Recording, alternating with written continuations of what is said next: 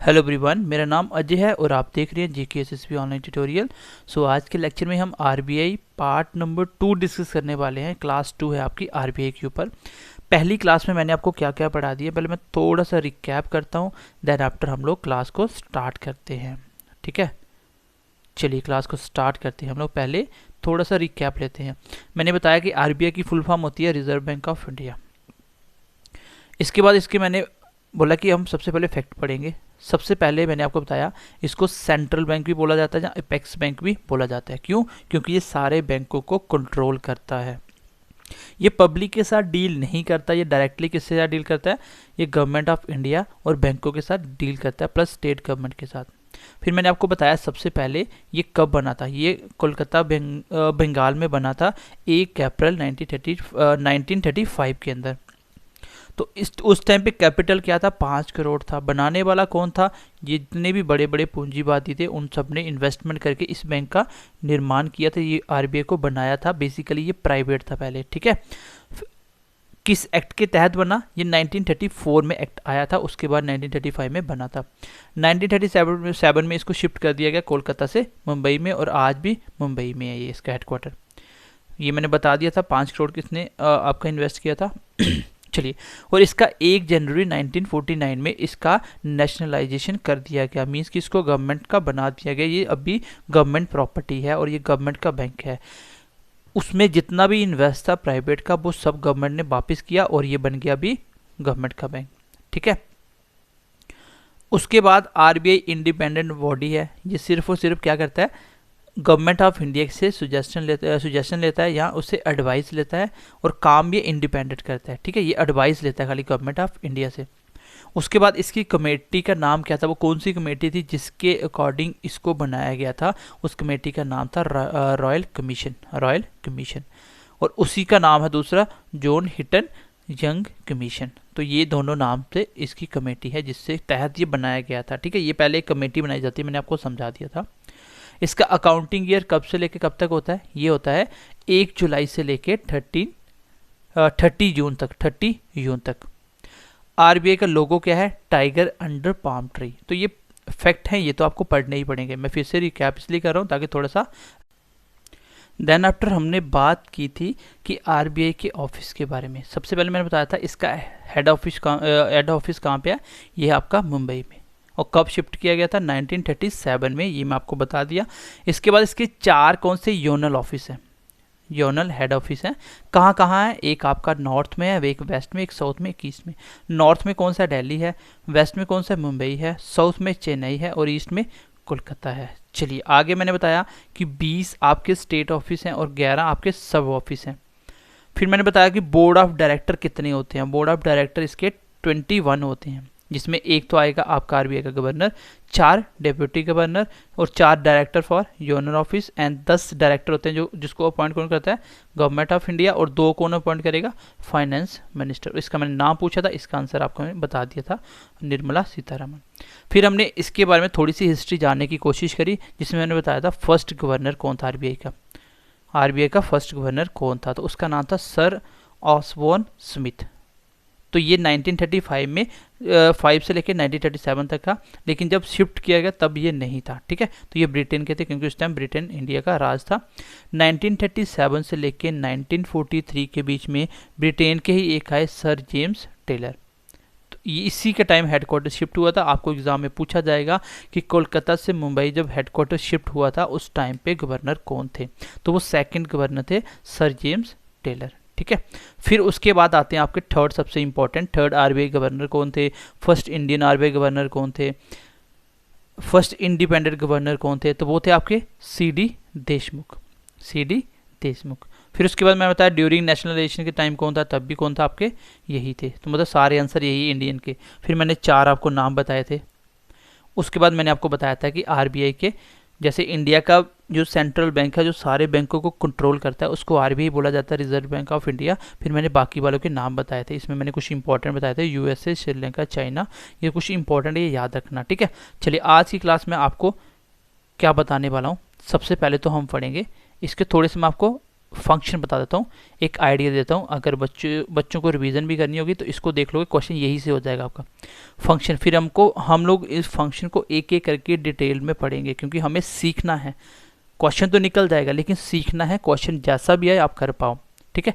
इसके फंक्शन क्या क्या होते हैं, आरबीआई का काम क्या होता है, आरबीआई क्या क्या काम करता है, ये मैं एक बार आपको आइडिया दे देता हूँ, फिर हम एक एक करके डिटेल में उसको सीखने की कोशिश करेंगे प्रैक्टिकली, ठीक है, ताकि आप क्वेश्चन एग्जाम में निकाल पाओ, चाहे क्वेश्चन कहीं से भी आया हो। सबसे पहला फंक्शन ये है कि पहले तो आपको पता है ये सेंट्रल और इसको एपेक्स बैंक बोला जाता है।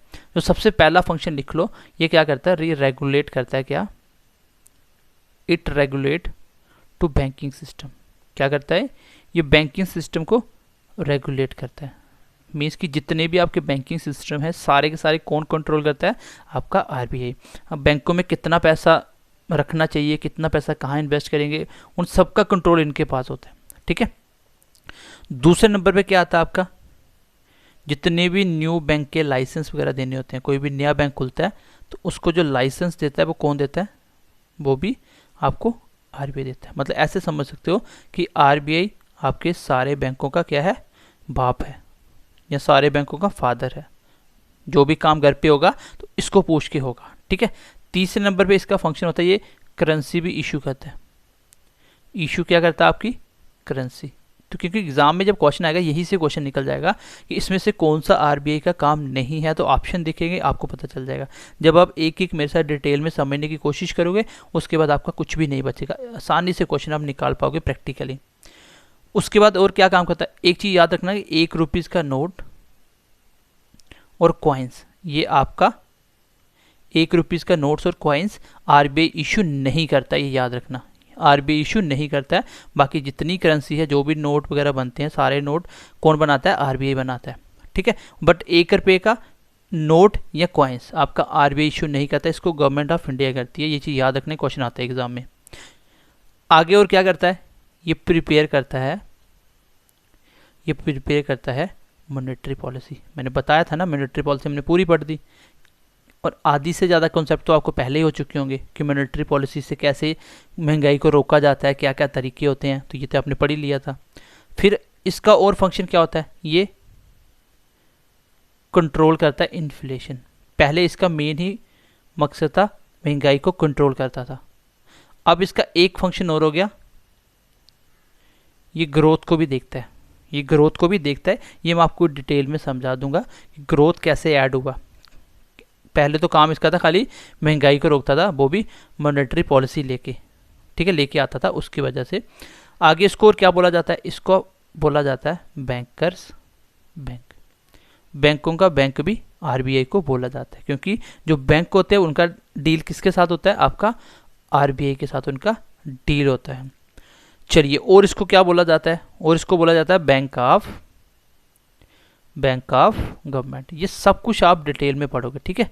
बाकी एक बार फंक्शन ये रीड आउट कर लोगे तो भी क्वेश्चन एग्जाम में हो जाएगा। क्वेश्चन यही से आना, बस इसमें पूछेगा कि आरबीआई इसका फंक्शन क्या होता है, तो क्वेश्चन 3 ऑप्शन दे देगा, या कुछ क्वेश्चन पूछ लेगा कि ये वाला कंट्रोल किसके थ्रू किया जाता है, ठीक है। तो इसको बोला जाता है बैंक ऑफ गवर्नमेंट। गवर्नमेंट के जितने भी बैंक, मतलब बैंक का, गवर्नमेंट का बैंक कौन होता है, आरबीआई। अगर गवर्नमेंट को किसी से उधार लेना हो, देना हो, तो वो किसकी हेल्प लेता है, वो आरबीआई की हेल्प लेगा, ठीक है। और इसको क्या बोला जाता है, और इसका जो काम होता है उसको बोला जाता है लैंडर ऑफ लास्ट रिजॉर्ट। मतलब बोल सकते हो आखिरी उम्मीद। अगर आपको कहीं से पैसा नहीं मिल रहा, कहीं से उधार लेना चाहते हो, लोन लेना चाहते हो, तो आपको लास्ट उम्मीद कौन सी आपकी, कहीं से नहीं मिले तो आरबीआई बोलता है चलो कोई बात नहीं, मैं आपको उधार दूंगा, ठीक है, मैं आपको उधार दूंगा। ये सबसे बड़ी अथॉरिटी होती है, बैंकों में सबसे बड़ी अथॉरिटी होती है। उसके बाद और क्या कहता है, ये रेगुलेट करता है, क्या, रेगुलेट मनी मार्केट। मार्केट में पैसा कितना फ्लो कर रहा है, कितना जाना चाहिए, कितनी करेंसी छापनी है, अभी सारा कंट्रोल किसके पास होता है, आरबीआई के पास।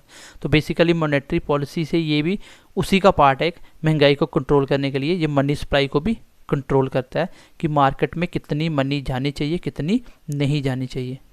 और क्या करता है, और इसका बहुत सारे काम होते हैं। इसका काम होता है ये मैनेज करता है, क्या, ये मैनेज करता है आपके फॉरेन रिजर्व्स, जितने भी फॉरेन रिजर्व्स होते हैं, ये मैं आपको एक एक समझाऊंगा, बहुत अच्छी समझ जाओगे आप, ठीक है।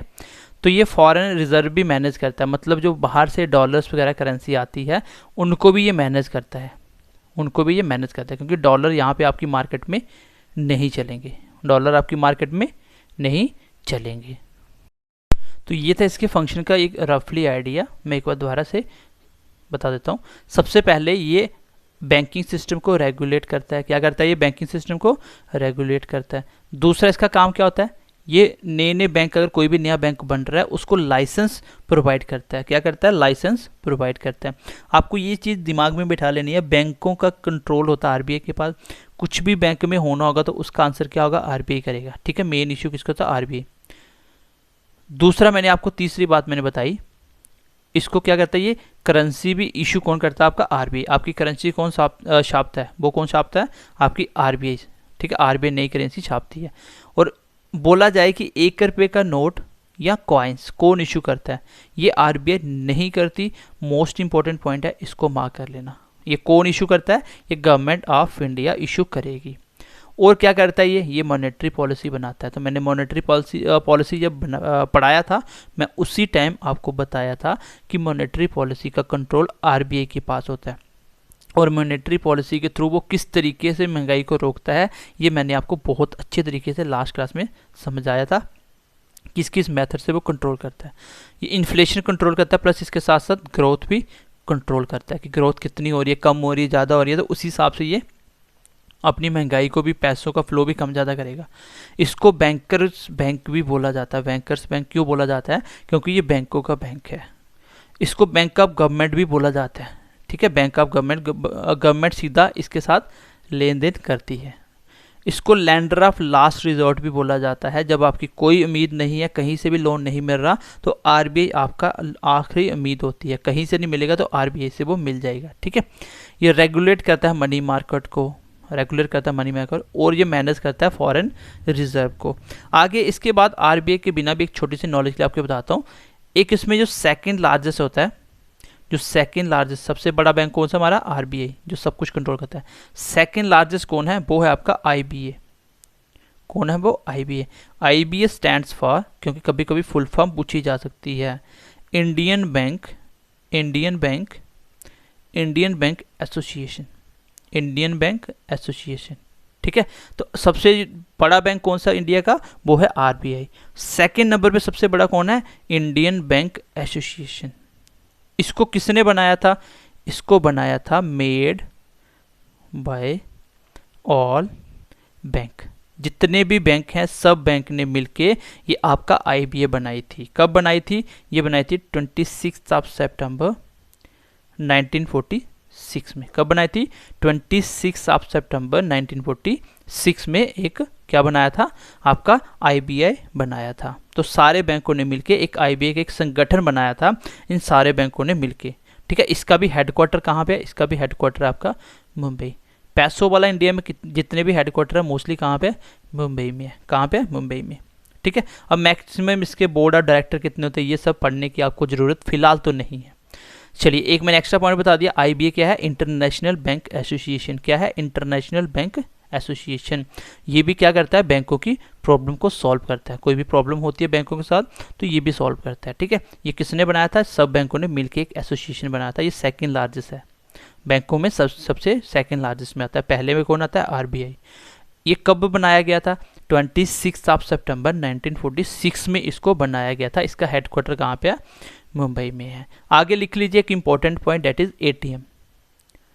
एटीएम क्या होता है, एटीएम सबसे पहले कौन सी कंपनी ने बनाया, ये मैं आपको बता देता हूँ। चलिए इसका क्वेश्चन आप मुझे बता देना। चलो मैं बता देता हूँ, ये याद रखना, करंट का क्वेश्चन है, ये करंट हो गया। अभी आपका चेयरमैन कौन है, इसका चेयरपर्सन कौन है, चेयरमैन ऑफ आईबीएम, आईबीए, ठीक है। तो कौन है इसका चेयरमैन, अभी ये है आपका अरविंद कृष्णा। ये 1 जनवरी 2021 में, ठीक है, 1 जनवरी 2021 में इसको बनाया। ये याद रखने, करंट का क्वेश्चन है, अभी चेंज हुआ है, ठीक है, फर्स्ट मंथ ऑफ 2021 में। तो पहले इससे कौन था उसकी आपको अभी नीड नहीं है फिलहाल, ये करंट है, करंट के लिए मैंने आपको बता दिया इसका चेयरमैन कौन है। और ऐसा ना हो कि IBA पूछे तो आपको IBA पता ही नहीं क्या होता है। तो ये होता है Indian bank association. Indian bank association का चेयरमैन कौन है? अरविंद कृष्णा। कब बना ये? 26 सितंबर 1946 में। चलो अब ATM के बारे में थोड़ा सा बताता हूँ, फिर मैं डिटेल में आपको RBI पढ़ाना स्टार्ट करता हूँ। पहले तो इसकी फुल फॉर्म पूछी जाती है। फुल फॉर्म होती है ऑटोमेटेड टेलर मशीन। क्या होती है? Automated teller machine. ठीक है, ये ऑटोमेटिक अपने आप पैसे निकालते हैं, इसके अंदर आदमी नहीं बैठा होता जो आपको। आगे देखिए ATM भी दो प्रकार के होते हैं। कैसा कैसा ATM होता है? एक होता है आपका ब्राउन चॉकलेट, एक होता है आपका वाइट चॉकलेट। ठीक है, ये चॉकलेट नहीं होता है, लेबल होता है। एक ब्राउन लेबल होता है, एक आपका वाइट लेबल ATM। ठीक है, ये कौन कौन से होते हैं? कभी कभी एग्जाम में क्वेश्चन पूछा सकता है और पूछा जा सकता है कि सर ब्राउन लेबल ATM कैसे होते हैं। वो कैसे, कौन से ATM है? जो भी ATM आप लोग जो भी ATM मशीन या ATM आप लोग बैंकों के यूज़ करते हो, ATM मशीन ऑफ बैंक, जैसे SBI बैंक का ATM होता है, पंजाब नेशनल बैंक का होता है, JK बैंक का होता है। तो जितने भी ATM आप यूज़ करते हो ये सारे कौन से हैं? ये ब्राउन लेबल हैं। लेकिन वाइट लेबल कौन से होते हैं? ये एक तरह से आप बोल सकते हो प्राइवेट, आप बोल सकते हो ATM machine of non bank. जैसे बड़ी बड़ी कंपनी होती हैं वो भी अपने ATM बनाते हैं। जैसे आप कहीं टाटा शोरूम, बड़े शोरूम में जाओगे गाड़ी लेने, तो वहाँ पे आप देखेंगे कि अपना उनका ATM लगा होता है। आप अपना ATM वहाँ पे यूज़ करिए, इवन कि वो कोई बैंक का पार्ट नहीं है, उसने अपना पर्सनल बनाया हुआ, उनका बैंक के साथ सीधा लिंक होता है। तो आप वहाँ पे अपना ATM चलाइए, पंजाब नेशनल बैंक का चलाइए, JK बैंक का, वहाँ पे यूज़ कर सकते हो, पैसा निकलवा सकते हो, कोई इशू नहीं है। मैं आपको सब कुछ बताऊंगा कि एक दूसरे का ATM आप कैसे कहाँ कहाँ यूज़ कर सकते हो, कैसे मैनेज होता है, कैसे पता चल जाता है SBI को कि मेरे पैसे वहाँ से पंजाब नेशनल बैंक से इतना निकल गया यहाँ से। तो सब कुछ होता है, वो मैं आपको बता दूंगा। अब हम एक एक चीज़ सीखने वाले हैं। फिलहाल मैं आपको भी ऐसे क्वेश्चन बता रहा हूँ जो एग्जाम में इसी से RBI के क्वेश्चन निकल जाएंगे, लेकिन हम इसको समझने की कोशिश करेंगे। ठीक है, समझने की कोशिश करेंगे। जैसे फॉर एग्जाम्पल आप बोल सकते हो टाटा कंपनी का अपना है, टाटा कंपनी लगा रखा है, COMPANY। ठीक है, लिख लो कंपनी, टाटा कंपनी का हो गया। उसके बाद जैसे आप देख सकते हो मथूट का, ये जो लोन वगैरह देते हैं ना, लोन देते हैं मथूट वाले। तो ATM भी दो प्रकार का होता है, एक होता है ब्राउन, एक होता है वाइट। ठीक है, ब्राउन कौन सा होता है? वो वाला जो हम बैंकों का यूज़ करते हैं रेगुलरली, ये हमने बहुत कम किया होगा ये वाले। तो ये पर्सनल होते हैं आपके कंपनियों के, जिसका सीधा टाइप होता है आपके बैंकों के साथ, वहाँ पे भी आप अपने ATM यूज़ कर सकते हो। ठीक है, अगर आपको पूछा जाए फर्स्ट ATM इन इंडिया में पहला ATM किसके द्वारा लगाया गया था? तो ये लगाया गया था 1987 में HSBC बैंक के द्वारा। ये एक चाइनीज़ बैंक है, इसकी फुल फॉर्म क्या है? इसकी फुल फॉर्म है आपकी Hong Kong and Shanghai banking corporation. ठीक है, तो ये पहला आपको पूछा जाएगा इंडिया में फर्स्ट ATM किस कंपनी ने लगाया था, किस बैंक का था? वो था HSBC। ठीक है, Hong Kong and Shanghai banking corporation. तो इस बैंक के द्वारा पहला ATM लगाया गया था आपकी इंडिया में। तो थोड़ी सी बात है, फैक्चुअल है, इसको याद रखना पड़ेगा आपको। आगे आप बोल सकते हो first ATM in India,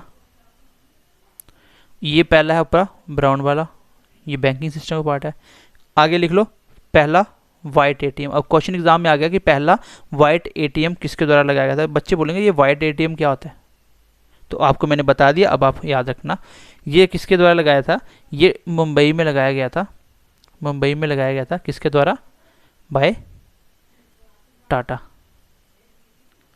Tata के द्वारा लगाया गया था। कब लगाया गया था? 2013 में। और ये 1987 में पहले ATM लगाया गया था। तो आई होप यहाँ तक आप समझ पाए होंगे। अभी तक मैंने आपको कुछ भी खास नहीं बताया। मैंने आपको, अगर आप इतना भी करके चले जाते हो तो भी आरबीआई का क्वेश्चन आपका हो जाएगा, आरबीआई से यही तक क्वेश्चन आएगा। लेकिन अब हम एक एक फंक्शन पढ़ने वाले हैं, सो एज आप लोग एक बैंकिंग सिस्टम को बहुत अच्छे तरीके से समझ पाओ कि बैंकिंग सिस्टम काम कैसे करता है, किस तरीके से महंगाई कंट्रोल होती है, कैसे कैसे आरबीआई आपका महंगाई को कंट्रोल करता है।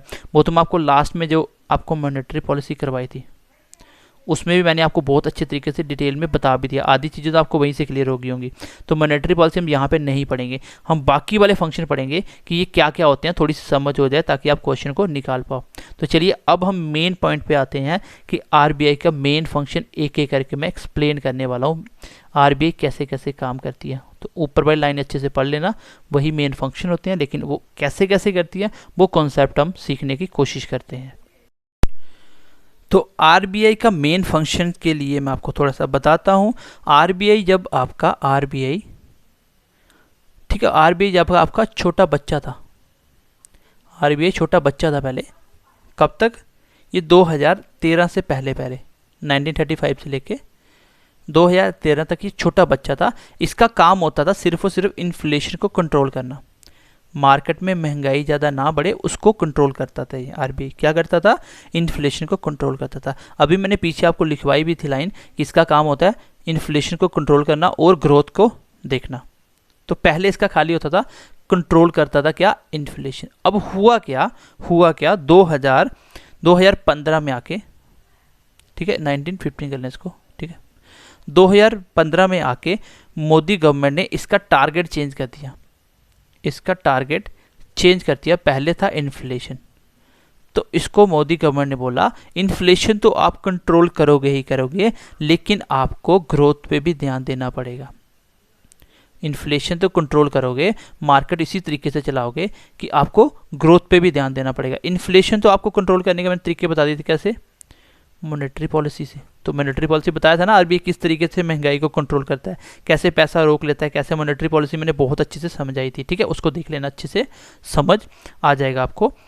बट इसको बोला गया, जैसे मैं ऑलरेडी डिस्कस कर चुका हूँ कि ये इन्फ्लेशन को कैसे कंट्रोल करता है, आरबीआई महंगाई को कैसे रोकता है, ये मैं ऑलरेडी आपको बता चुका हूँ मॉनेटरी पॉलिसी से। कैसे वो बैंकों को लोन देता है, बैंक रेट पे, रेपो रेट क्या, मैं सब कुछ समझा चुका हूँ आपको।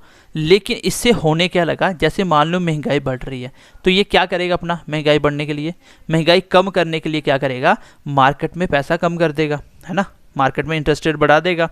अब उससे क्या होगा, मान लीजिए मार्केट में मनी कम आ गई, मार्केट में मनी कम आ गई। अगर मार्केट में मनी कम होगी तो बताइए लोगों के पास पैसा कम होगा, पैसा कम होगा तो क्या होगा, लोग इन्वेस्टमेंट कम करेंगे। बिल्कुल लॉजिकली चीज़ों को सीखना है, ठीक है, क्योंकि लोगों के पास पैसा कम है, मॉनेटरी पॉलिसी से वो कंट्रोल तो कर रहा है महंगाई को, लेकिन जब लोगों की जेब में पैसा कम होगा तो लोग क्या करेंगे, इन्वेस्टमेंट कम करेंगे। क्या करेंगे, इन्वेस्टमेंट कम करेंगे। लेकिन इन्वेस्टमेंट कम होगी तो मुझे बताइए डेवलपमेंट कहाँ से हो जाएगा, तो डेवलपमेंट भी क्या होगी, डेवलपमेंट भी कम हो जाएगी।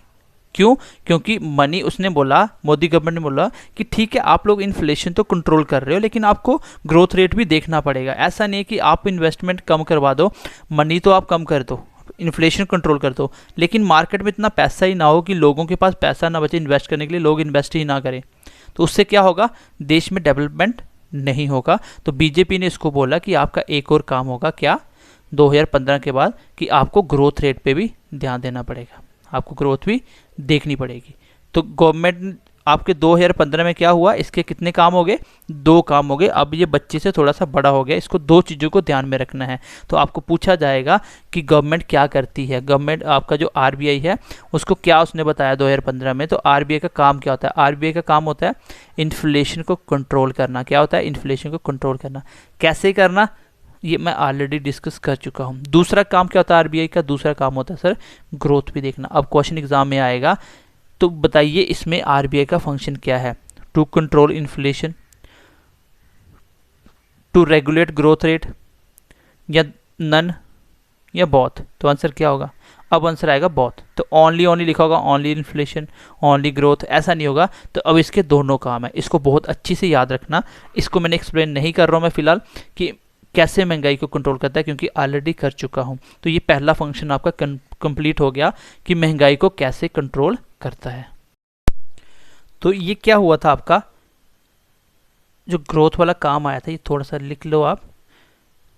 ये ऐतिहासिक डेट, आपकी ऐतिहासिक डेट है 20 Feb 2015 में, 2050 में। तो जब इसको एक काम और सौंपा गया था, वो क्या था, ग्रोथ का। एक एक्ट लेके आई थी गवर्नमेंट, AMPF, ठीक है। एक एक्ट था आपका एग्रीमेंट ऑन मॉनेटरी पॉलिसी, जो महंगाई को कंट्रोल करते थे, उसके ऊपर एक्ट लेके आए थी, ठीक है। एक फ्रेमवर्क लेके आए थे, एक नया फ्रेमवर्क लेके आए थे, मतलब उसमें अमेंडमेंट की गई थी। ये किस किस के बीच में हुआ था, ये बिटवीन हुआ था RBI के बीच में एंड गवर्नमेंट ऑफ इंडिया, जिसमें आपका आता था ministry of finance. Ministry of finance, देखिए ये क्वेश्चन एग्जाम में कैसे पूछे जाते हैं, मिनिस्ट्री ऑफ फाइनेंस, ये आपका फुल फॉर्म पूछा जाता है। बताइए AMPF क्या है, तो आपको ये याद होना चाहिए। मैंने बहुत अच्छे से बता दिया कि 2015 से पहले इसका काम होता था खाली महंगाई को कंट्रोल करना, लेकिन बीजेपी ने इसको एक और काम दिया, जिसमें इसको बोला कि आपको ग्रोथ रेट भी देखना पड़ेगा। उसके लिए इसने क्या किया, एक एग्रीमेंट ऑन मॉनेटरी पॉलिसी के ऊपर एक फ्रेमवर्क लेके आए, ठीक है। फ्रेमवर्क लिख लो इसको, ठीक है। फ्रेमवर्क लेके आए। फ्रेमवर्क किस किस के बीच में हुआ था, एक पूछा जाएगा एग्जाम में क्वेश्चन। AMPF किस किस के बीच में होता है। बच्चा AMPF पढ़ेगा, उसको पता ही नहीं क्या होता है, पता ही नहीं होगा, जब नहीं पढ़ा तो ये फिर क्वेश्चन टफ हो गया। तो ये किस किस के बीच में हुआ था, ये RBI के और गवर्नमेंट ऑफ इंडिया, इसमें मिनिस्ट्री ऑफ फाइनेंस के बीच में एक एग्रीमेंट हुआ था। इस एग्रीमेंट के तहत इनको कुछ टारगेट दिए गए थे। क्या क्या, इसको बोला गया था कि आपको इन्फ्लेशन तो देखना ही देखना है, प्लस आपको ग्रोथ भी देखना पड़ेगा कि कंट्री में ग्रोथ कैसा हो रहा है। क्या देखना है, ग्रोथ भी देखना है। इसको जो टारगेट दिया गया, इसको दिया गया कि 4 ± 2% का आपका इन्फ्लेशन होना चाहिए। कितना होना चाहिए, 4 ± 2 का, 4 से 2 ज़्यादा या 2 कम तक इन्फ्लेशन रहना चाहिए। अगर गवर्नमेंट फेल हो जाती है, सॉरी, अगर आपका गवर्नर फेल हो जाता है, फेल टू अचीव टारगेट, महंगाई का अगर ये टारगेट अचीव नहीं कर पाते हैं, महंगाई ज़्यादा बढ़ जाती है, ज़्यादा कम हो जाती है, तो इसको क्या करना पड़ेगा, इसको अकाउंटेबल होना पड़ेगा, आंसरदही होना पड़ेगा। इसको रीज़न देना पड़ेगा कि भैया रीज़न क्या है, क्यों आप इन्फ्लेशन को कंट्रोल नहीं कर पाए। तो इसको क्या होगा, एक रीज़न देना पड़ेगा। तो ये भी इसमें बोला गया, ठीक है। इसमें मैंने आपको पहले ही बता दिया था, 3 आपके गवर्नमेंट ऑफ इंडिया के मेंबर होते हैं, प्लस 3 आपके RBI के मेंबर होते हैं। टोटल कितने होते हैं, 6। और ये कितने सेशन करते हैं, इसका कमेंट सेशन में मुझे आप आंसर बताओगे। मुझे आप बताओगे कि बताइए ये मॉनेटरी पॉलिसी जब बनाते हैं RBI, कितने कितने टाइम के बाद चेक करती है ये मार्केट, तो मुझे आप बताओगे आंसर। ये मैंने आपको करवाया था, ठीक है। तो अभी आपको क्लियर हो चुका है कि 2015 से पहले इसका काम था इन्फ्लेशन। उसके बाद दूसरा काम कौन सा आ गया, दूसरा काम आ गया का कौन, कि उसको ग्रोथ रेट भी देखनी पड़ेगी, ठीक है। अब इसका एक छोटा सा ऑब्जेक्टिव क्या है, मेन देखो RBI की ज़रूरत ही क्या है, आपको पता है, ये तो बैंक है, काम तो बैंकों वाला ही करेगा। तो इसकी ज़रूरत क्या है, तो इसकी ज़रूरत मेन जो इसका ऑब्जेक्टिव है वो ये है कि इसको मनी के हिसाब से सिस्टम देखना पड़ेगा। ये क्या करेगा basically, to regulate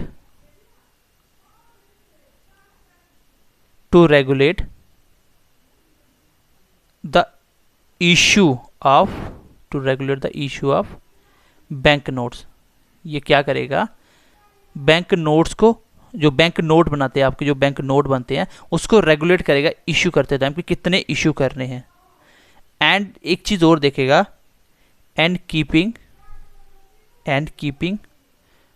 of reserves with a view to securing monetary stability. मैं आपको समझाता हूँ इसका क्या मतलब है इन इंडिया। तो मेन आपका RBI तो इसी के लिए बना ना, कि कितने नोट आप रेगुलेट कर रहे हो, मार्केट में कैसा फ्लो जा रहा है, बैंकों में कितनी करेंसी आप इशू कर रहे हो, ठीक है। और एक चीज़ ध्यान में रखना कि कितना रिजर्व है आपका securing monetary stability in India. तो मेन काम इसका यही है, ठीक है, कि बैंक कितने नोट इशू करेगा और दूसरा ध्यान में रखेगा कि मॉनेटरी स्टेबिलिटी इंडिया में है कि नहीं है। ऐसा तो नहीं कि महंगाई ज़्यादा बढ़ेगी कम होगी, तो ये वर्ड आपको आने से दिक्कत नहीं होनी चाहिए, ठीक है। तो AMPF क्या है मैंने आपको बहुत अच्छे से बता दिया, ठीक है, ये मैंने बता दिया। अभी तक मैंने आपको एक ही फंक्शन को एक्सप्लेन करा, वो मैंने क्या किया कि इसके फंक्शन क्या है, ए आपका इन्फ्लेशन के साथ साथ ग्रोथ को भी कंट्रोल करेगा, ठीक है। और कब हुआ ये भी मैंने आपको बता दिया, 20 Feb 2015। ये डेट भी याद रखना, ये भी एग्जाम में पूछी जाती है कि एक नया फ्रेमवर्क बनाया गया, ये कब बनाया गया था। फिर क्वेश्चन आ जाएगा कि AMPF के अकॉर्डिंग कौन आपका जो इन्फ्लेशन रेट है वो कितना होना चाहिए। तो ये था 4 ± 2%, कितना 4 ± 2% इसके ऊपर नीचे होना चाहिए, ठीक है, 4 ± 2, तो इतना इन्फ्लेशन होना चाहिए। कितने मेंबर होते हैं ये भी बता दिया था। आपका अकाउंटेबल कौन होगा, आंसरदेही कौन होगा अगर इन्फ्लेशन बढ़ जाता है, तो वो गवर्नर ऑफ RBI होगा, ठीक है। तो अभी मैं फ़िलहाल क्लास को ख़त्म कर रहा हूँ, ठीक है, और उम्मीद करता हूँ आपको थोड़ा सा आइडिया मिला होगा भी अच्छे से RBI कैसे कैसे थोड़ा बहुत काम करता है, महंगाई कंट्रोल कैसे करता है, ये तो आप पहले ही सीख गए थे। उसके साथ साथ मैंने आपको मेन फंक्शन तो बता दिया, आपको यही फंक्शन करने हैं, लेकिन हमें समझना है कि ये कैसे होता है ऐसा, ये करेंसी को किस तरीके से रेगुलेट करेगा, कैसे फॉरेन रिजर्व को रखेगा, कैसे न्यू बैंक को लाइसेंस देगा, किस तरीके से काम करता है, क्या कंडीशनें होनी चाहिए, मैं आपको सब कुछ आपको बहुत अच्छे से पढ़ाऊंगा। अगर आप इतना भी RBI कर लेते हो तो भी आपका क्वेश्चन निकल जाएगा, लेकिन हमें एक एक फंक्शन को अच्छे से पढ़ना है। तो ठीक है, मिलते हैं अब अगली क्लास में। ध्यान रखिए अपना, पढ़ते रहिए, ठीक है। कभी कभी क्लास बीच में नहीं आती है तो इतना हाइपर मत हुआ करिए, थोड़ा सा पेशेंस रखिए, हो जाएगा। मैं करवा रहा हूँ, मैं ख़त्म करवा दूंगा इसी मंथ, आपका काफ़ी हद तक सिलेबस मैं ख़त्म कर दूंगा, ठीक है। तो bye bye, take care and God bless you.